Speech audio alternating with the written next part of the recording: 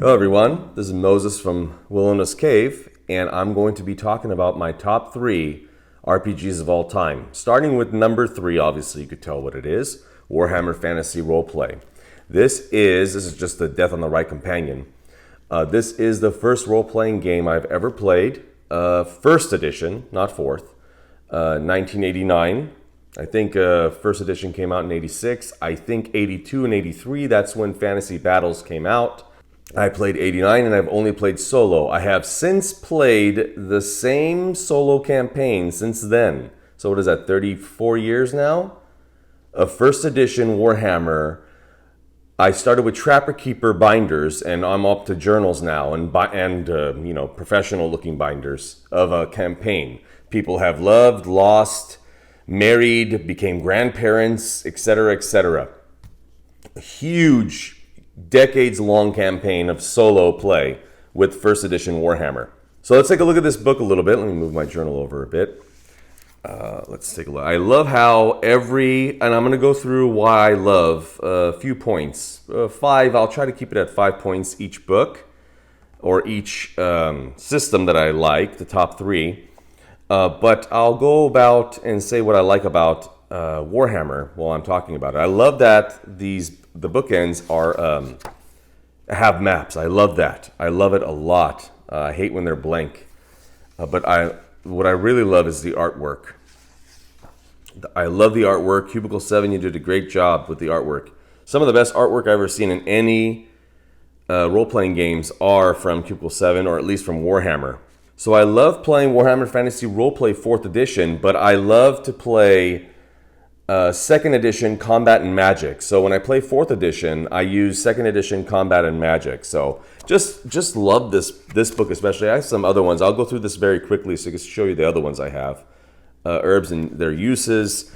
I love how it's a whole spectrum of a book where you could do herbalism, you could be voyaging on the seas, you could run your own business, you could run your own settlements. There's mass combat. There is stronghold combat, like going up, siege weapons. Just keeps going and going. Just amazing art, amazing lore, amazing NPC creations. Let me show you some other books. See, like amazing diseases, but regardless, but just diseases and parasites is just amazing. I just love how it's grim and gritty setting. That's the number one thing. I'll get another book out right now. The number one thing I love about Warhammer Fantasy Roleplay is that the grim and gritty setting. Now here's Sea of Claws. So if you want to play Warhammer, but it's like, well, I kind of want to be a pirate as well. There you go. So just look at that. And I think that's Marienburg over here going down this way. So just love the art again. And I'll show you a real cool piece. Look at this piece of art right here. Let's see if I could. Isn't that amazing? Throughout the years, decades, and especially after this channel, I started this channel almost 2 years ago today.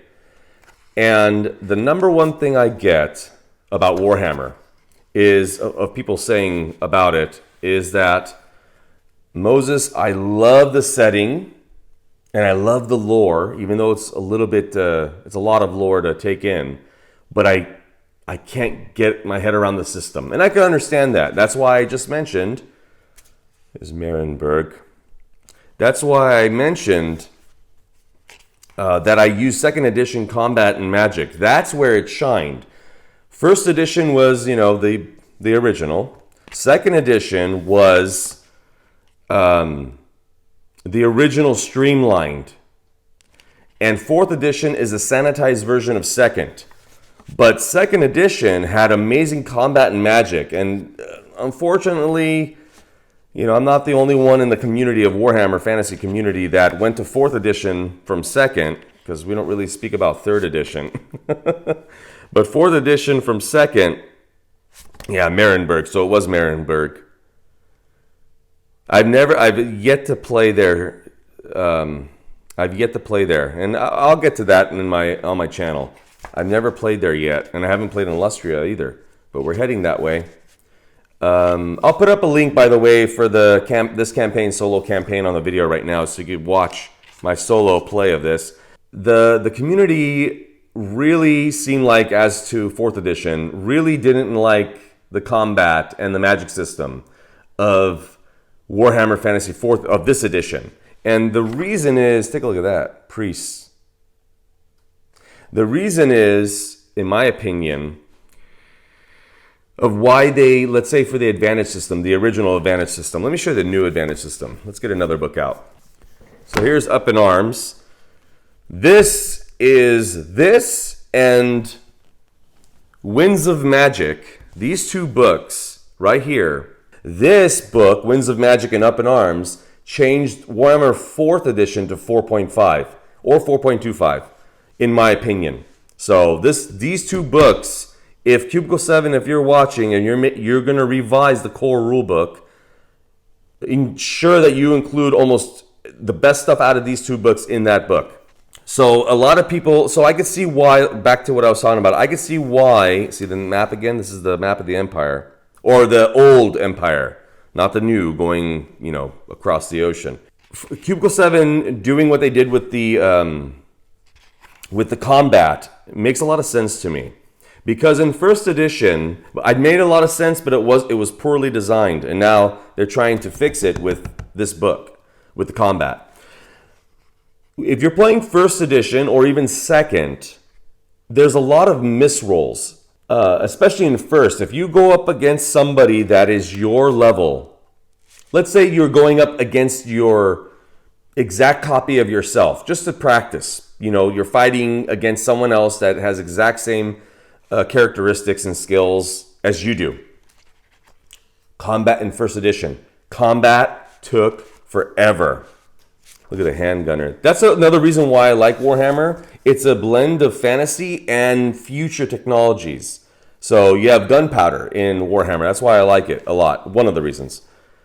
So they brought in an advantage system. So the 2nd edition was known for that. I don't know what you call it. The acronym WIF, WIFF, where you're missing your dice rolls a lot.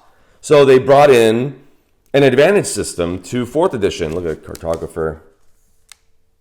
They brought in an advantage system to speed up the combat. Good idea.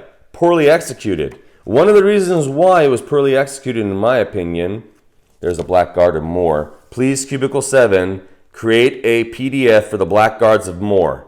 Or the Knights of Moor, basically. So they tried, with the combat system, it was opposed rolls in 4E. Everything is opposed. So they created an advantage system to hurry up combat, but then everything is an opposed roll. So now you slow down the combat. It made no sense. So let's go all the way to the back so I could show you. So this is what I came up with, in a way. Before this book came out, I came up with a group advantage system where you gain points and it becomes in a pool, so a magic user can use it, and that's a whole other problem, is a magic system of 4E. Use 2nd edition. 4th edition is not good for magic. Just use 2nd edition. It's so much easier. But still, play 2nd edition combat, but use group advantage of this system. So this works really well. And then you get initial advantage. Like you look at the combat before it's about to start, and you find out, are you outnumbered 2-1, outnumbered 3-1, etc. Surprised if one side has achieved an unexpected assault, terrain, etc. So benefits of advantage, just really cool idea. Basically using 4 advantage, and the effect is you get a free action, you perform an additional action. Additional action is the advantage to spend for 4. Then you got 2 and 1s. It's so well done. This is so well done. So, I love how it's grim and gritty. I love that the system is realistic, so it's really like gory. Like if you get hurt, you're gonna really get hurt. you're gonna see, like, in video games, you shoot somebody in the upper torso or on the head or at the head, and they don't go down. That doesn't make any sense. In this game, I mean, I've had combat last 2 rounds and it went TPK. It gets really rough in this game, but I really love that. I love the career system, even though it's, in my opinion, it's classless. There's no classes in Warhammer because nobody's really different from anyone else. You just start out with a certain amount of skills and a certain amount of set characteristics, where later on you can only upgrade those and you can't upgrade the others. So you'll be more powerful than others. But let's say you're a beggar or a rat catcher versus a witch hunter. There's not much difference from the beginning, except your profession.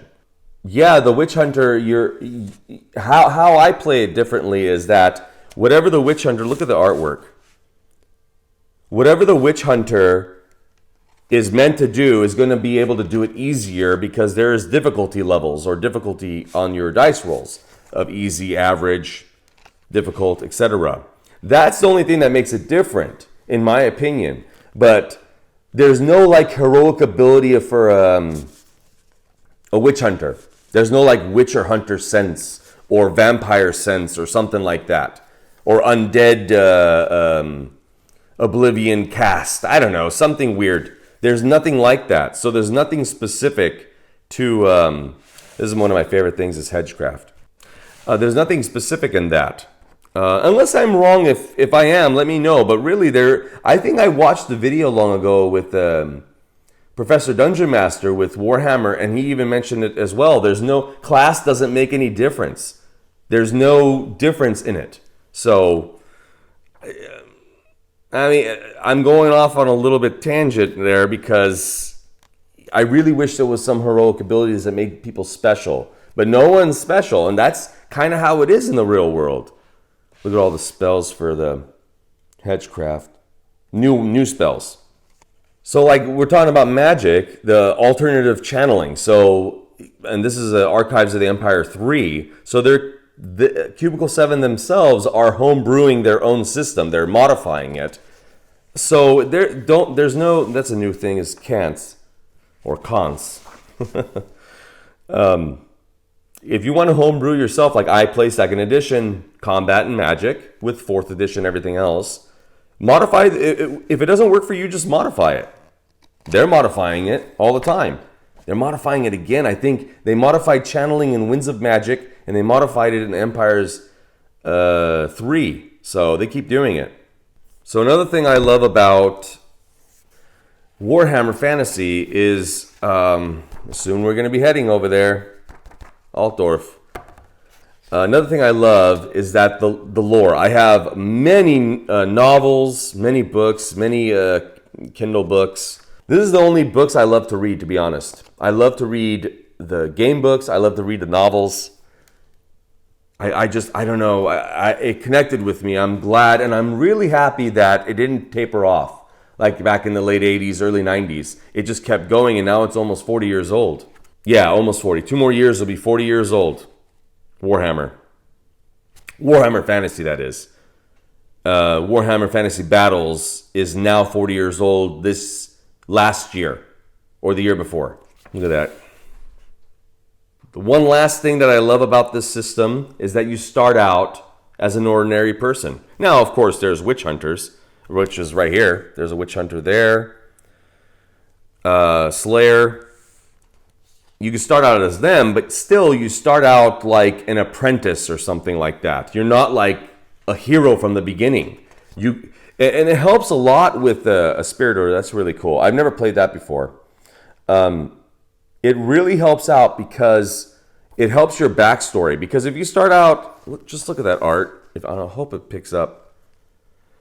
If you start out with as a hero, your backstory doesn't really matter to you as much, in my opinion. Because you didn't play it out. You just came up with a backstory, or you asked ChatGPT to make one for you. But if you actually went session after session, and it's grueling. If you made it to higher levels in Warhammer, you're doing really well, or your GM's being easy on you. But yeah, so it just makes a better backstory. Ordinary heroes, I like to call it, ordinary heroes. So that's number 3 in my top 3 of all-time favorite RPGs. Let's go to 2. Now, my number 2 currently, used to be number 1 for 8+ years, is Dungeon World. Just all tagged up. I absolutely love this system. That's all it is right here. This is the whole system. Now, mind you, all of this right here, all of that, almost half the book is the bestiary. Almost half the book. So really, the game is only this much. And it's not really even that bad. It's an amazing system. Now, what I don't like, except for the cover, is the artwork. The cover is amazing. This is actually not even the full cover spread. It's a huge picture. It's amazing artwork. But that's where it ends. The artwork is not good at all. That's a shame. And there's a lot of text. That's what I don't like about the system. It's a lot of text, everybody. It's too bad. But anyways, it's still an amazing system. I mean, look at that artwork.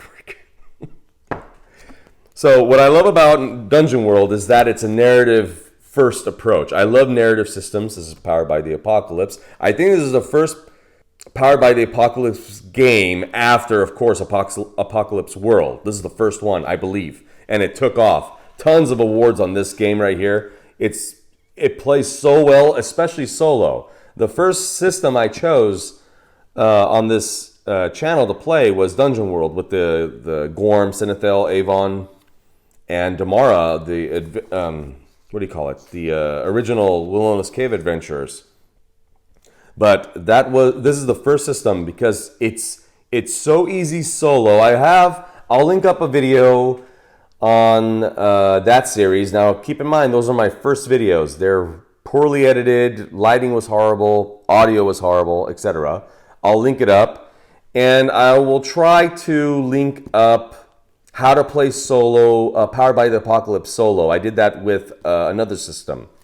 But regardless, it's very easy to play PBTA solo. Now, what I really like as well is the simplified mechanics. It makes it really fluid to play. So that's why I think Powered by the Apocalypse is such a great, and especially fronts as well, is such a great system to play solo, because if you miss in, let's say, a regular D20 system, you just missed, and you're like, oh, okay, well, what happens now? Or you may say that to yourself. In Dungeon World and other Powered by the Apocalypse systems, it will tell you, okay, on a partial success, it will tell you what to do. Misses come from, the GM will do that, so the Oracle. That's why Ironsworn, by the way, takes the cake on that one, because then you usually have to pay the price. It will tell you on a miss what to do. Any other non-solo Powered by the Apocalypse systems won't. You have to come up with it yourself, but that's pretty easy. Just whatever the partial success was, just make it worse than that. I just love it. I really do. Like making monsters, monster tags. It's so easy to do everything in Dungeon World. Treasure, monster settings. I really, really love it. So now in a group setting, this is one of the best systems in my opinion. Or I think so. I only played in a group 3 times in my life. I've been playing solo for 34 years. In a group setting, though, I could see this being an amazing world, like collaborative world building system. I could see that easily. It's flexible and has an open-ended character development as well. So making a character is really fun in this. It's not so bland. And I'll tell you right now, Dragonbane is my number 1 solo RPG. Okay, not all time. It's number 5, I believe, or number 4. And I don't think it'll ever be number 3, 2, or 1 as all time. because character creation is very important to me. Dungeon World does it right. Dragonbane is very boring character creation. That's why I'll probably never be in my top 3. It's very boring, almost railroaded character creation. With this, at least you have these boxes of moves that you could choose, and it's very quick to create a character and homebrew one. It's very easy. But Dragonbane, I mean, I'm knocking. Remember, Dragonbane is number 4 or 5 of my all time, and number 1 my solo role-playing game. But character creation's kind of boring with that system. And finally, I love the emphasis on action and adventure with Dungeon World. It just promotes that. It's narrative-based, it's quick. Group attacks are simplified to like the main NPC attacking you, plus if they have 2 other people of the same type of, if there's like 3 rats, 1 rat attacks you and the other 2 rats give it a +2 to the attack roll, the dice roll. So it just makes it simple. It's quick. Combat is extremely fast in Dungeon World. I can't say enough about this. 8+ year number 1, but was taken out by a fairly recent RPG to my number 1 slot of my all-time favorite RPGs. And that is Avatar Legends, the role-playing game. Now, I am a bit biased. I have every single book and collecting a little bit more of Avatar: The Last Airbender. I even have coloring books from almost 20 years ago, 18 years ago. I have every single book of the Avatar universe. But regardless, I have every single book and will continue to buy every book. There's an Uncle Iroh book coming out, and I believe her name was June, the Bounty Hunter. They're going to come out with a book that's coming out in May. So I'm up more than anything else on upcoming books of this system. And I can't wait for the Netflix series to start. So why I love Avatar Legends is many reasons, but one of which is I love the setting.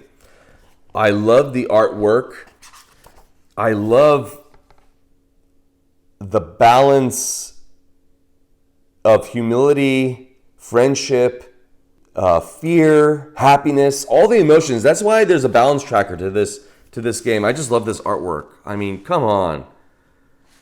I love the balance tracker for that reason, because in the show, emotions are heavy. It's kind of like, what do you call it, Mask. I just bought Mask a little while ago. It's kind of like Teen Titans or Teen Titans Go, where there's a lot of emotions, not just being superheroes, but there's a lot of emotions as well. Same with this system.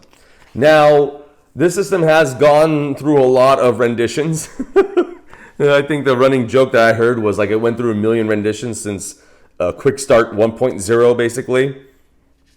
I love that. I was a bit worried, like I just said, through Dungeon World. I love Powered by the Apocalypse. But I was worried how this was going to play Powered by the Apocalypse, because I have played Avatar in Dungeon World. I just homebrewed a lot of stuff. And I played Avatar in Savage Worlds, which I've done on this channel, 2 episodes of that. I played Uncle Iroh as a 15-year-old when he was a prince. Prince Iroh. And the next line to be the Fire Lord. I did 2 episodes of that. And I want to really get back to that. This is my number 1 system. And I really want to start a solo campaign with the system. I was worried. I was worried that there was going to be issues. Like I mentioned, Dungeon World, I played with it. And combat was not fluid. It was fluid for fantasy, but it wasn't fluid for Avatar, the Last Airbender. But that's where they changed it up with Legends. It's not a typical Powered by the Apocalypse combat system. It has steps, and I'll show you that right now. So you can see the exchange step summary. So when I first saw this, I went, I don't know about this. This looks like a little bit clunky. But once you think of it as a cinematic combat, which that's what Avatar: The Last Airbender is, every combat scenario is cinematic. It makes a lot of sense, because it does create this almost like cinematography in your combat turn. So it's not just like you try to bend a boulder and throw it at someone's face. It's the whole thing, the whole sequence of someone picking up something, throwing it at somebody. Let's say they're picking up water, throwing it to somebody else. Are they defending? How are they defending? Were they successful at defending themselves? And how do they maneuver? How do they advance? How do they attack? It's all like a play. So everybody rolls and you see at the end what happened, and then you role play that out. And when I initially read that, I was worried until I played it out, and it worked rather smoothly. It's like butter. And I know there's still a lot of people out there that are still confused on it. Maybe when I start this series up, I can help with that. But boy, oh boy, do I love this system. I just love the best basic techniques. I don't know. I really enjoy it. Let me show you some other stuff. So on Free RPG Day, I got the movers and shakers. It was like one of the last ones left. Thank goodness I got it. I really love the emphasis on narrative and character development, like any other, like Dungeon World. I really live in the narrative. And the innovative mechanics in here, like I mentioned, the balance mechanics and other things like that, really work well with this world. It really suits this world. Like I said, I was worried about that. And it worked out well. This is really a great team. Just too bad they didn't make it, but whatever. You could play them. Who says you can't play the bad guy once in a while? Now, something I really enjoy is that the bending abilities, and it's based on martial arts. So I got the new Pathfinder 2nd Edition remaster, what is it called? Elements of Power? It's kind of like the avatar of Pathfinder. That isn't martial based. So it's kind of like magic, but with the elements, which I love. So I could basically play Avatar in Pathfinder now, or Pathfinder Savage Worlds. I tried playing Pathfinder 2nd Edition solo. It was really tough. Not worth it when the same outcome can happen with a Savage Worlds rendition of it. So it's a lot easier to play Savage Worlds solo. Look at that beautiful artwork. And finally, what I really appreciate about Avatar Legends is the themes of balance and moral choices. And just look at that cover. Wan Shi Tong's library, adventure book. So it really encourages the themes of balance, harmony, moral choices. And I really love that because it's not just... If you've been watching my channel a lot, you know that I don't go into combat a lot. So there's a lot of narrative. And that's where I like to be in. I like that there's dilemmas, there's harmony issues in your team or in NPCs that you meet. That's what I love about systems. Combat is just second to me, but I'm still going to play it. I mean, I played a huge long combat scenario with Pirate Board, so I'm not against it. I don't like it. So I just love that their players are often faced with decisions that have significant consequences. That's echoing the show's focus on themes like responsibility, the impact of one's actions, and the struggle between right and wrong. That's really good. This adds a philosophical depth to the game that is both thought-provoking and engaging to me, at least. Just look at that Toph right there. In my opinion, if Toph was the Avatar and not Aang, even though she's blind, if Toph was the Avatar and not Aang, it would have just been like 10 episodes and the series would have been done. She would have taken care of Fire Lord Ozai. There's Aang's son, Tenzin. So yeah, Avatar Legends. A rich and beloved setting. Strong on the narrative, which is good. Unique mechanics tailored to the Avatar universe. I love how they included the bending abilities. There's a whole bunch of them. A lot. And I just love it so much that they just keep making more abilities. It's so cool to have them. And Magpie Games, by the way, I already mentioned to you and you said it's in the works. So Spirit Realm book. And try to make a solo is Cubicle 7 as well. Magpies and Cubicle 7. Try to make a booklet on solo rules, official solo rules. You'll have the solo community backing you on that, especially. They will love that. The more big publishers are into it, the happier the solo community becomes. Even though we're alone, playing alone, we still are a community. So that is my top 3 favorite role-playing games of all time. I thank all of you for watching. I hope you enjoyed it. I hope you got something out of it. I hope you learned something of systems maybe you haven't thought of yet or have thought of playing solo. So I'm going to do more book reviews like this. This is one of my first reviews ever of book reviews. I'm going to do book reviews on other books that I have in PDFs as well. Let me know what you think. Let me know if you disagree with my top 3. Let me know if I got anything wrong or whatever from the settings, if I missed something. Happy gaming, everybody. Let's get back to playing solo in 2024. Happy gaming. Bye.